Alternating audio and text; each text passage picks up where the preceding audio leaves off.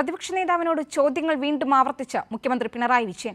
താൻ ഉന്നയിച്ച ഒരു വിഷയത്തിന് പോലും കൃത്യമായി മറുപടി പറയാൻ കഴിയാത്തത് പരിതാപകരമാണെന്ന് മുഖ്യമന്ത്രി. എന്തിനേയും എതിർക്കുക എന്നത് നയമായി സ്വീകരിച്ചവർക്ക് ഓരോ വിഷയത്തിലും സ്വീകരിച്ച നിലപാടുകളെ പിന്നീട് ന്യായീകരിക്കാൻ കഴിയില്ലെന്നും മുഖ്യമന്ത്രി ഫേസ്ബുക്കിൽ കുറിച്ചു. മുഖ്യമന്ത്രി അക്കമിട്ട് നിരത്തിയ ചോദ്യങ്ങൾക്കൊന്നും പ്രതിപക്ഷ നേതാവ് വി ഡി സതീശന് മറുപടിയില്ല. വെറും രാഷ്ട്രീയ ആരോപണങ്ങൾ നിരത്തി പ്രതിരോധിക്കാനായിരുന്നു സതീശന്റെ ശ്രമം. അദ്ദേഹം പറഞ്ഞൊരു ഒരുപാട് അബദ്ധങ്ങളും തെറ്റുകളും അദ്ദേഹത്തിൻ്റെ എന്നോടുള്ള ചോദ്യം. ഒന്ന്, വിഴിഞ്ഞം തുറമുഖത്തിനെതിരായി അതിശക്തമായ സമരം പ്രതിപക്ഷം നടത്തിയെന്നാണ് അദ്ദേഹം പറയുന്നത്.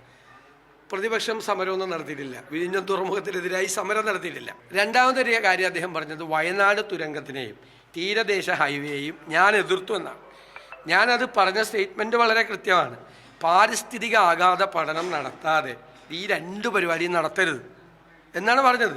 ലൈഫ് മിഷൻ്റെ ഇപ്പോഴത്തെ ഘടന ഞങ്ങൾ പുനഃപരിശോധിക്കുമെന്ന് പറഞ്ഞതിൽ ഒരു തെറ്റുമില്ല.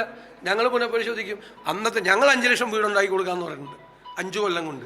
എന്നാൽ മുഖ്യമന്ത്രി പ്രതിപക്ഷ നേതാവിനോട് വീണ്ടും ചോദ്യങ്ങൾ ആവർത്തിക്കുകയാണ്.